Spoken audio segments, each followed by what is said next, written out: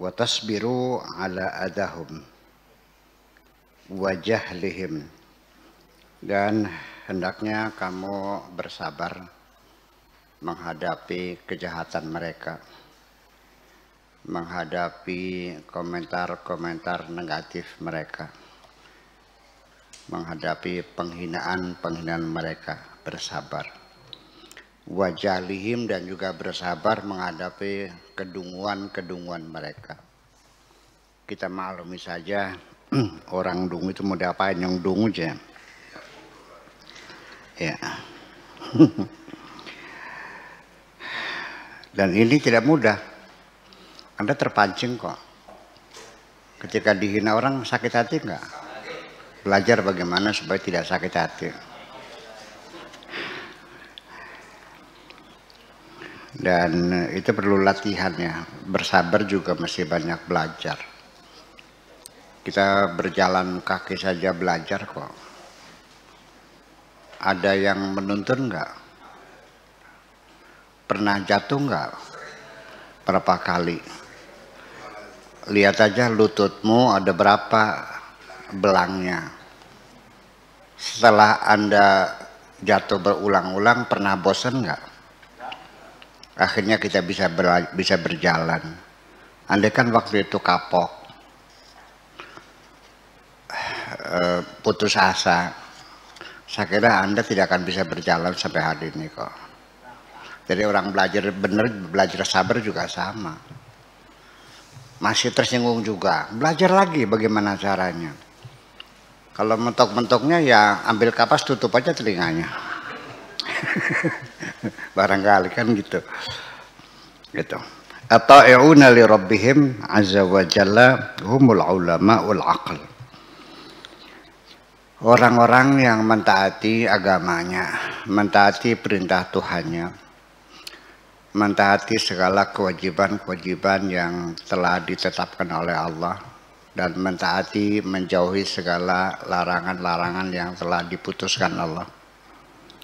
Mereka itu adalah al-ulama al-aqal, adalah orang-orang yang berilmu pengetahuan dan orang yang sangat rasional. Ya. Wal asuna, sedangkan orang yang selalu melawan Allah, wal asuna li rabbihim azza wa jalla humul juhalul majanin, itu orang dungu, orang goblok yang gila, orang sinting. Orang yang tidak mentaati perintah Tuhan itu orang sinting, orang bodoh. Ya. Al-asi pertama adalah orang yang bermaksiat itu jahila rabbahu, dia tidak mengenal Tuhannya. Satu. Azza wa jalla fa'asahu, sehingga dia melawan Tuhannya. Wa taba'a syaitanahu, dia mengikuti setannya. Wa wafaqahu, dan sepakat dengan setannya. Falahu lam yajhal, andaikan dia tidak bodoh, lama asa, tentu dia tidak akan melakukan kemaksiatan karena bodohnya itu. Bodoh. Ya bodoh, goblok. Ya, lau arafa nafsahu, kalau dia kenal dirinya, wa alima annaha ta'muruhu bisu, kalau dia tidak mengenal nafsunya dirinya, dan dia tahu bahwa nafsumu menyuruh kamu melakukan keburukan-keburukan, lama wafaqaha, tentu kamu tidak akan sepakat. Ya.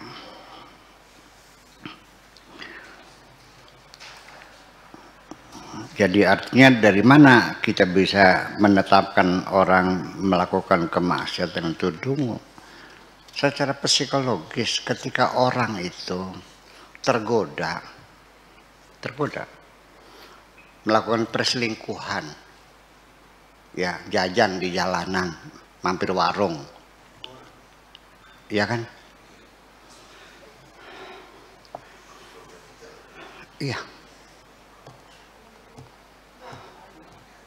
Orang kalau sudah bersahwat, otaknya hanya sejengkal kok. Nggak bisa berpikir panjang. Dia tidak bisa mengkalkulasikan akibatnya apa. Bisa rumah tangganya berantakan. Bisa anak-anaknya dendam kepada kamu. Harta kekayaan yang sudah kau himpun sekian lama, dihancurkan semua itu. Hanya sekedar ingin mendapatkan kenikmatan yang sekejap itu. Goblok ya pintar. Ini kaum lelaki banyak yang kalah dalam bidang ini nih, dalam pertarungannya.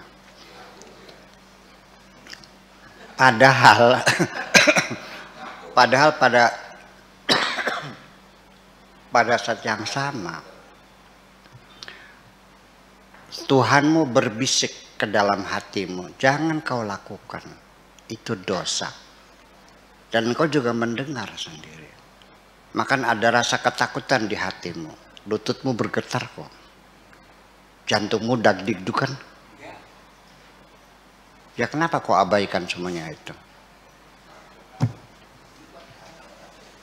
Iya, karena bagaimanapun yang ada di ruangan ini masih rajin sholat, masih rajin beribadah, masih ada kebaikan hatinya, suka menolong orang, ya kan begitu?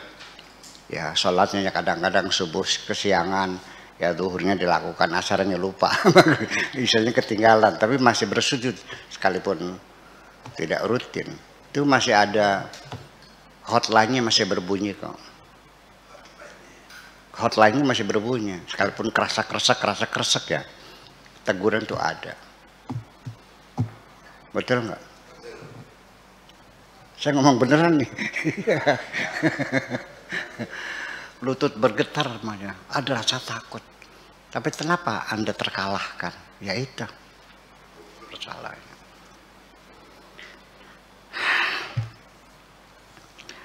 Nah, nanti kalau kamu sudah tidak sholat lagi, sudah terlalu jauh menyimpangnya, nanti pada akhirnya mah perasaan berdosa sudah hilang, sudah merasa nyaman dengan dosa-dosa yang kau lakukan setiap saat. Lama-lama engkau tidak ditegur lagi oleh Allah. Wa yamudduhum fi tughyanihim ya'mahun, akan dilepaskan engkau dalam tersesat dalam kejahatan itu. Kalau sudah tidak masih berdosa, nanti akan bertahap lebih maju lagi. Anda akan merasa bangga dengan dosa-dosa itu. Ya.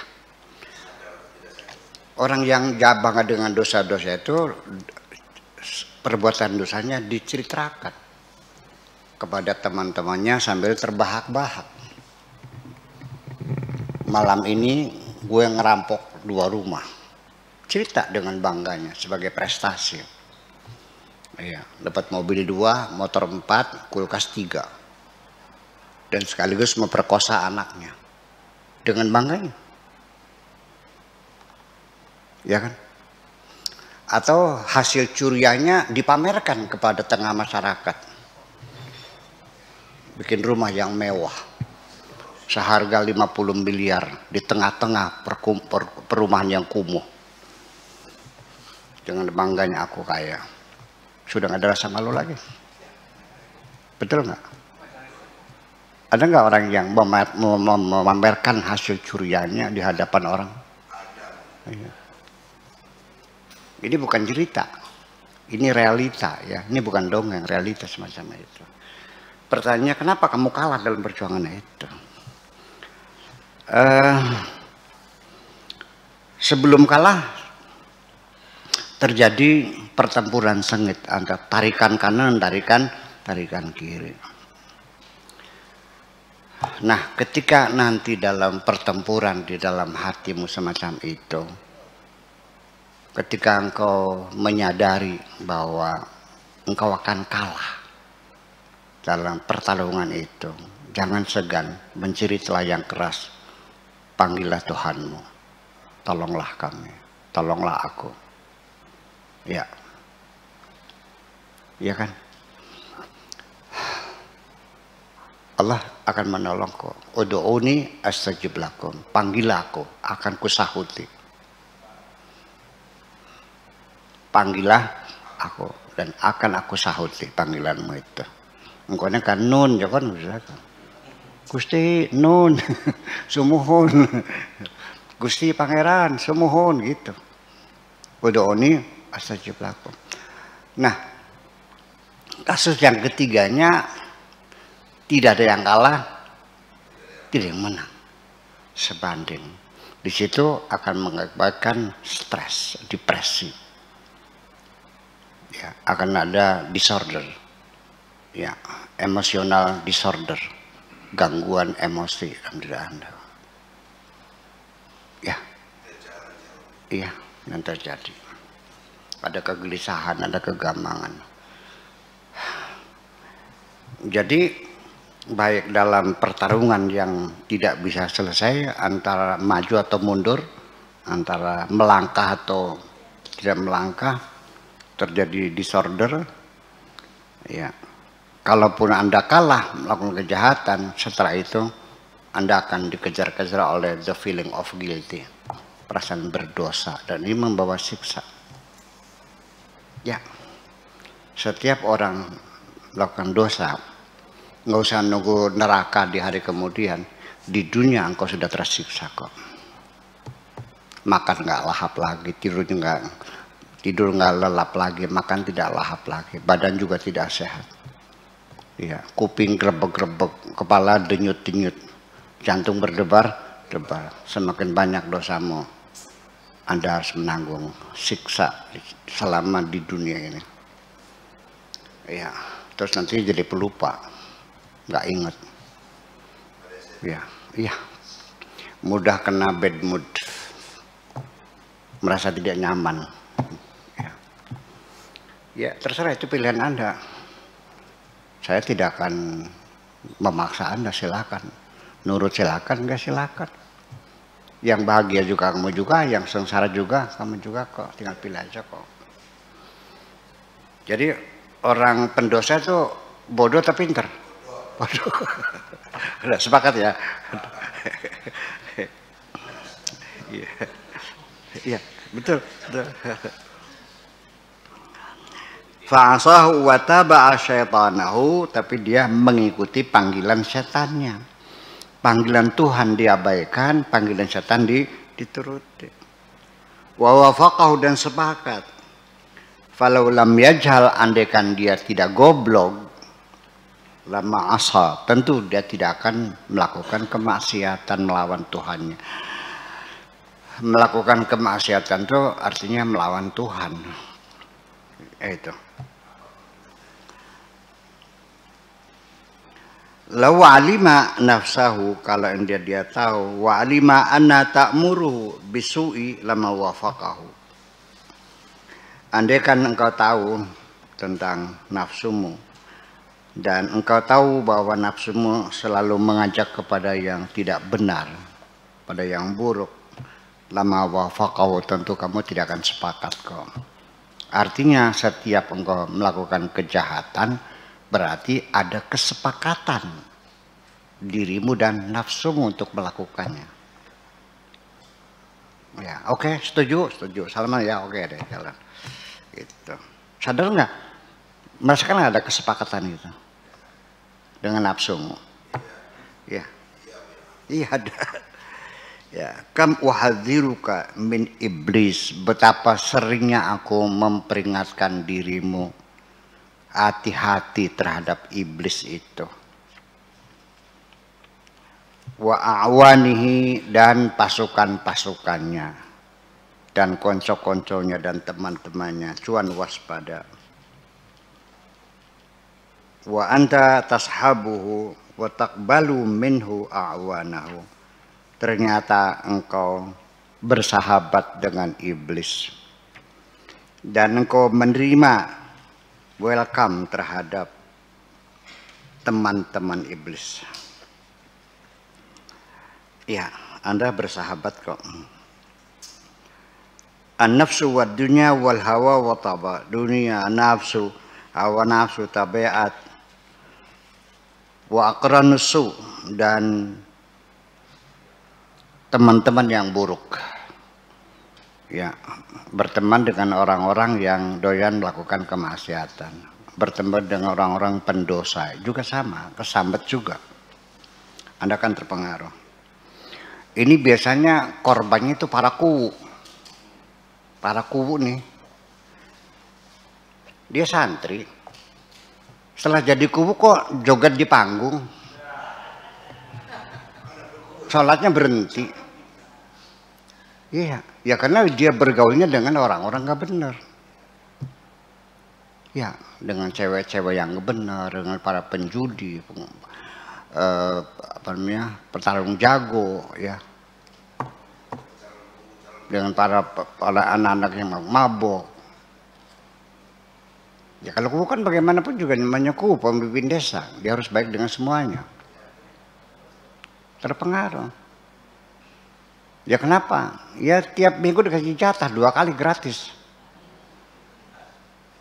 Minumannya dibayarin. Iya. Jadi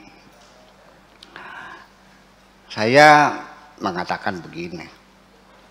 Ketika yang menggoda kamu itu setan, sebangsa jin, paling-paling hanya berbisik-bisik di hatimu, ya kan? Atau membangkitkan syahwat birahimu. Tetapi ketika setan itu sudah berbentuk manusia, yaitu teman-teman buruk itu lebih efektif dan lebih efisien. Kenapa? Sudah ada kontrak antara setan dengan manusia-manusia yang sudah ada sertijab. Sertijab itu serah terima jabatan. Jadi setannya tinggal sedekap aja. Yang bekerja manusia. Iya, yang rambutnya merah, roknya cingkrang, pakai hot pen ya. Yang disobek-sobek hot pennya tuh. Iya. Dengan para penjudi, para pemabok, para perampok. Nah, kalau setan mengajak kamu melacur, paling berbisik di hati. Tapi kalau setan yang berbentuk manusia ngajak kamu pergi tempat pelacuran dengan alasan nggak punya uang, dia traktir kok. Kan lebih banyak nih waktu itu ya. Berapa sih? Iya. Ya kan begitu. Apalagi yang ngajaknya ya setan, si perempuannya yang rambutnya dicat marah dengan rok cingkrang itu juga setan yang berbentuk manusia. Jadi manusia juga kalau sudah menjadi setan, sudah ada pelantikan resmi, ada pelantikan resminya. Iya, bahwa manusia itu sudah menjadi setan, sudah dinobatkan melalui proses persekutuan dulu. Ya, yang digiring perlahan-lahan sehingga akhirnya menjadi setan, itu namanya setan-setan manusia, namanya syayatinul ins. Ya, dan ada lagi syayatinul jin, setan-setan yang berbentuk manusia dan setan-setan yang berbentuk jin. Ini bukan kata saya tapi kata Allah dalam kitab sucinya. Wa ja'alna likulli nabiyyin aduwwas syayatinil insi wal jin, dan kami ciptakan, kami buatkan semua para nabi itu digoda oleh setan-setan berbentuk manusia dan setan-setan yang berbentuk jin. Ya, itu. Jadi sebelum Anda jadi setan, coba minimal dipelihara the feeling of guilty itu, biar dipelihara. Ya sedikit stres nggak apa-apa lah. Ya, kalau Anda sudah tidak merasa berdosa lagi kan sudah, itu kan sudah S2. Kalau sudah doyan dosa itu baru S1. Kalau sudah tidak merasa berdosa S2. Kalau sudah bersekutu S3. Kalau sudah keempat melaksanakan tupoksinya setan. Ada tupoksinya. Udah transaksi gitu. Ya sekarang kan yang jadi masalah kan Anda diperingatkan hati-hati sama setan. Tapi Anda tidak mengenal setan kan? Salah siapa? Masa Anda punya musuh tapi tidak mengenal kekuatan musuh? Ya kalah berarti. Kalah. Sekalipun kamu kiai. Kalah. Kenapa? Tidak bisa mengukur kekuatan musuh. Makanya perlu badan intelijen. Untuk mengukur kekuatan musuh. Ada spy itu, spionase itu dilancarkan. Mengukur kekuatan musuh. Tank baterainya berapa, pesawat terbangnya berapa, kapal induknya berapa. Iya kan? Iya. Itu. Kemudian taktiknya bagaimana, strateginya bagaimana. Sebenarnya dihitung. Iya. Jadi kamu nganggapnya setan itu adanya di mana? Di gunung-gunung gitu. Setan itu mengalir bersama darahmu kok. Ya, nggak jauh di sekitar dirimu itu. Wa taba syaitanahu wa faqahu falam yajhal lama asa. Law arafa nafsahu wa alima anha ta'muruhu bisu lama wafaqaha. Kam uhadiruka min iblis, berapa seringnya aku memperingatkan kamu iblis, wa awanahu wa anta tashabuhu wa taqbalu minhu awanahu an-nafsu wad dunya wal hawa wa taba wa qaranahu su ihdaril jami', semuanya kamu waspadai, semuanya. Iblisnya, setannya, temannya, pendukung-pendukungnya, teman-temannya, dan agen-agennya juga semuanya. Nanti ketika pertama setelah orang itu dibikin doyan, ya, terbiasa dengan dosa-dosa, akan ditingkatkan lagi sampai dia tidak merasa berdosa. Ditingkatkan lagi sampai bangga dengan dosa-dosa dan akhirnya mengajak orang untuk melakukan dosa.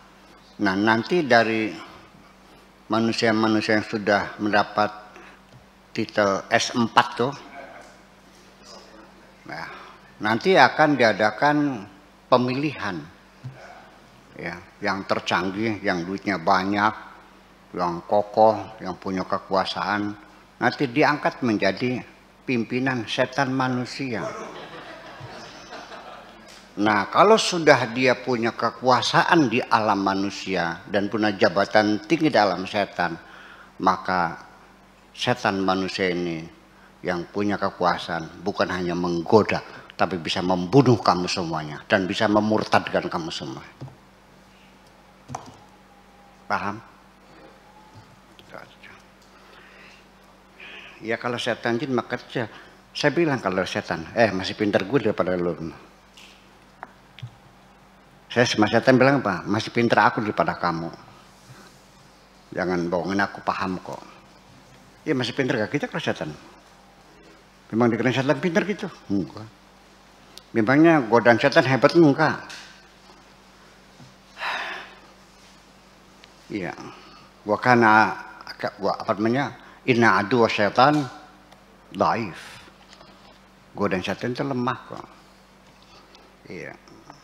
Jadi bukan hebatnya godaan setan, tapi karena lemahnya jiwa kamu juga sesungguhnya. Gitu.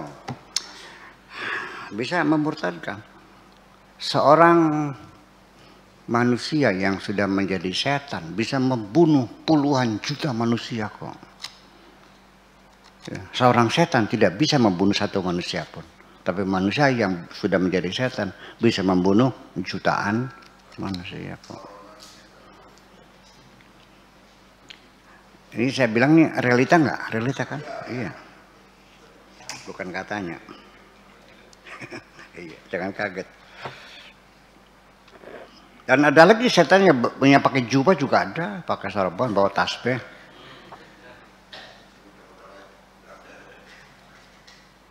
Iya. Ngaku jadi mursyid. Iya, iya. Emangnya tahu loh. Ya ada. Kerjanya menyesat-nyesatkan orang. Iya. Enak sembar sembur gitu. Mampune beli ori bacine bae. Iya. Iya kan banyak orang tertipu tuh. Di penghujungnya Pak, cari merah delima, cari cangling babi, cari kantong macan, terus apalagi samurai ya, samurai, menggandakan uang ya. Ya udahlah. Jangan disebut nama ya nantinya terus. Kalau yang ngerasa ya tinggal tobat aja kok gampang.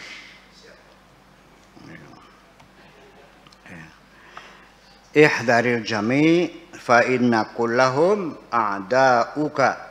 Semua itu adalah musuh-musuhmu semuanya itu. Walaysa laka muhibbun siballah. Percayalah, tidak ada seorang pun yang mencintai dirimu, hanya Tuhanmu.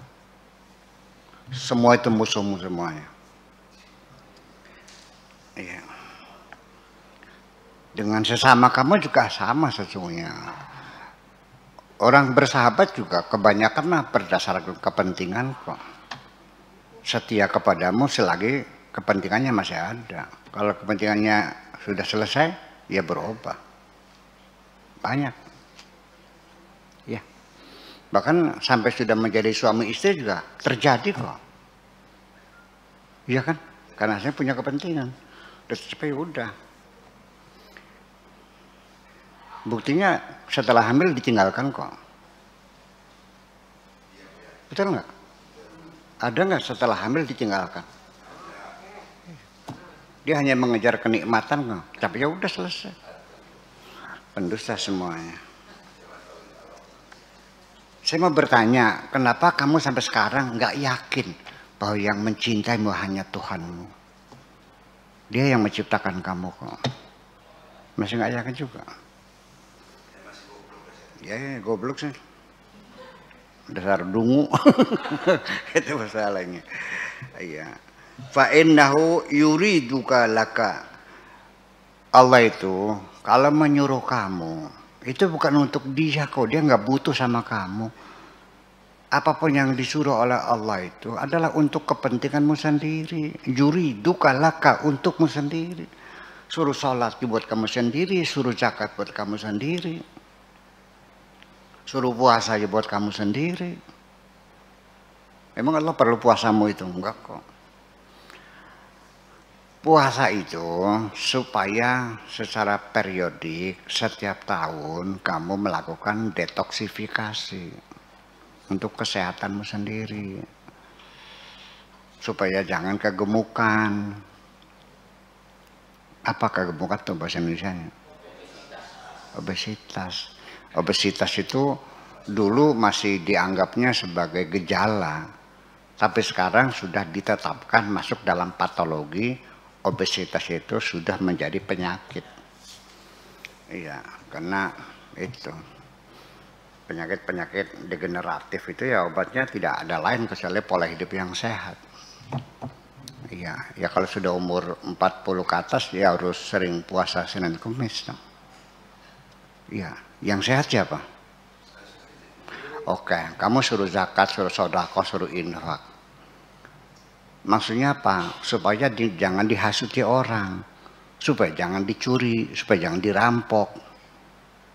Orang yang tidak beragama juga mengeluarkan namanya corporate social responsibility kok 2,5% dari usahanya.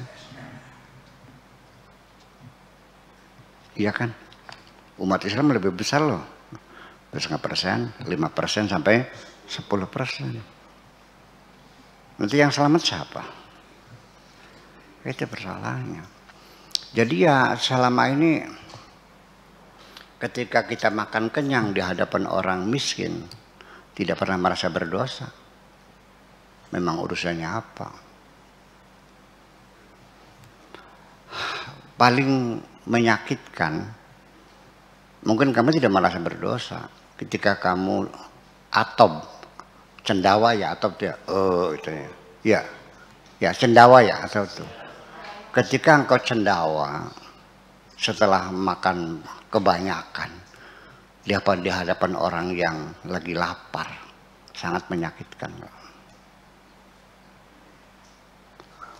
Sakit, iya, betul nggak? Iya, itulah persoalannya. Jadi pada akhirnya itu semuanya kamu waspadai. Ketika Allah menyuruh kamu sesuatu adalah untuk kepentingan kamu. Wa ghairuhu, selain Allah, siapapun. Selain Allah artinya siapapun, tanpa kecuali. Pokoknya selain Allah, ketika menyuruh kamu yuriduka lahu, untuk kepentingannya, kepentinganmu. Dan ternyata semua yang kamu lakukan tiap hari selama hidup ini, kamu hanya menuruti keinginan orang lain. Boro-boro keinginan Allah, keinginan dirimu pun nggak jelas. Kapan kau melaksanakan keinginanmu? Selama ini yang kau lakukan adalah keinginan orang lain kok. Atasanmu, bawahanmu, suamimu, anakmu, tetanggamu. Kamu ingin apa? Nggak jelas. Goblok lah. Udah 2 gobloknya. Iya. Selama ini aku ingin tahu kamu mau apa, kamu ingin apa, silakan laksanakan. Ternyata kita kerja siang malam hanya untuk menuruti keinginan orang lain kok. Iya kan? Nah, itulah sebabnya ketika engkau melaksanakan kegiatan-kegiatan, bekerja keras untuk memenuhi kebutuhan orang lain, pertama Anda akan merasa bosan melakukannya. Anda dipaksakan. Terlalu banyak di dunia ini orang yang bekerja, tetapi dia tidak mencintai pekerjaannya. Karena hanya untuk mengikuti keinginan orang lain. Tetapi ketika yang kau kerjakan adalah betul-betul keinginanmu, saya jamin kamu tidak akan pernah lelah dan tidak pernah capek mengerjakannya. Ayo, betul nggak? Ya iya. Ya, itu persoalannya. Makanya secara psikologis ya kita harus belajar lah untuk mencintai pekerjaan kita ini. Sekalipun tidak langsung kita mencintai pekerjaannya, minimal kita mencintai orang yang meminta kita untuk mengerjakan itu. Ada keikhlasan itu sedikit. Anda bekerja untuk memenuhi kebutuhan istri. Ya kan, minta gelang, minta kalung, minta uang, minta jajan, minta bikin rumah segala macam. Anda bekerjakan. Selagi Anda masih mencintai istrimu, Anda senang-senang saja bekerja. Tapi ketika sudah hilang cintanya, akan melelahkan semuanya itu. Setuju nggak? Makanya. Iya. Ya. Itu. Idza faqadta nafsaka fi hali khalwatika. Nah, kalau sudah begitu tuh, ini kalimatnya itu simpang siur. Karena ini bukan karangannya Syekh Abdul Qadir Al-Jailani ini. Dia ceramah, ya kan gitu. Muridnya mencatat, lalu dikumpulin catatannya, dikumpulin. Makanya seringkali meloncat-loncat. Jadi ya, saya tidak berani menyalahkan, tapi saya mempola saja. Mungkin setelah ini, ketika Anda sedang merasakan satu kegelisahan dalam diri Anda, cobalah segera menyendiri, mencari tempat yang sepi untuk berkholwat.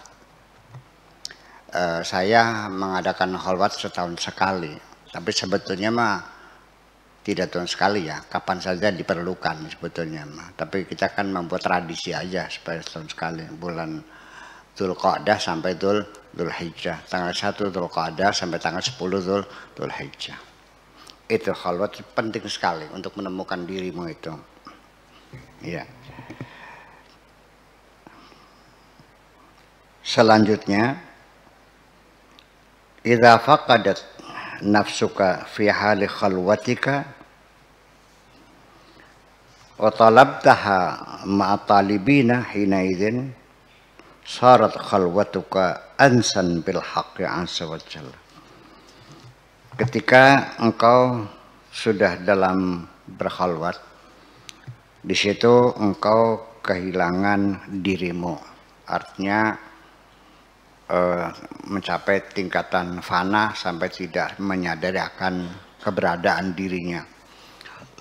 Fana itu bukan hilang ya, bukan tiada,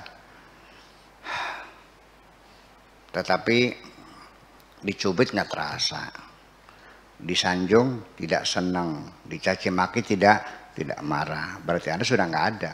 Kalau masih ada masih marah. Ya, artinya sudah mencapai tingkat kejernihan jiwa, udah tenang.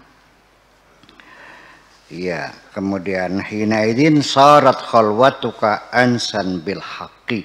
Baru Anda merasakan dalam khalwat itu Anda merasa kedamaian bersama kebenaran, bersama Tuhanmu. Al-haq itu adalah Allah Subhanahu wa taala.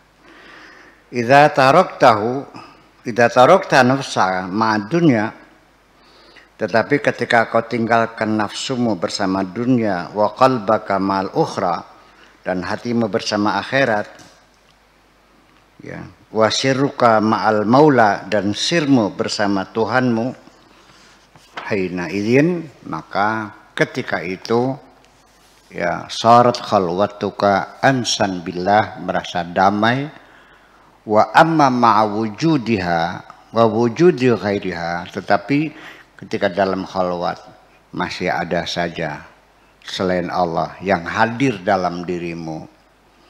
Masih ingat rumah, ingat sawah, ingat mobil, ingat pekerjaan dan sebagainya.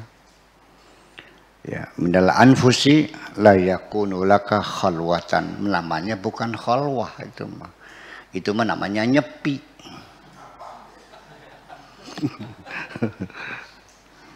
Ya, al khalwah mahu, khalwat itu bersama Allah. Innama takunu ma'al wahdah min ghairihi.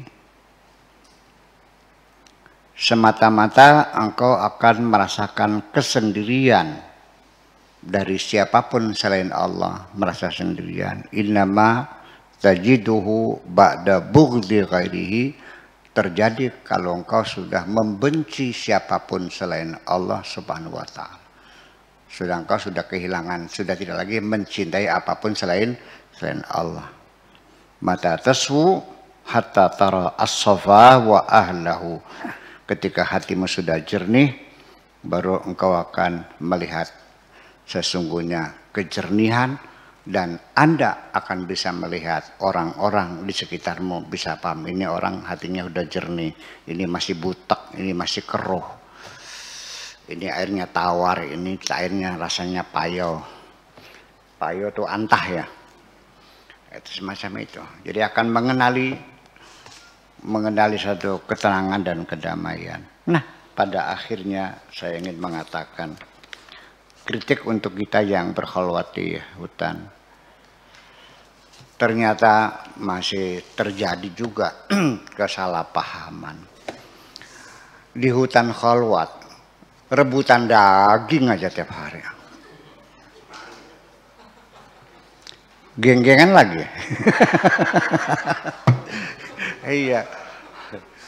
Sampai ngimpi cewek melulu. Kacau balon. Iya, jadi ya sementara saya kan tidak mumpuni ya, bisa hanya 2-3 hari kita tengok lagi. Karena saya sudah tidak mungkin lagi ikut berpuasa di hutan bersama kalian. Ya, jadi bimbingan juga ada batasan-batasannya gitu. Kemudian di samping itu juga saya kan sifatnya bukan mursyid. Ya Kang Jimran ya. Dudu mursyid ya. Iya. Gitu, oke, gitu aja dulu. Ayo, bangga.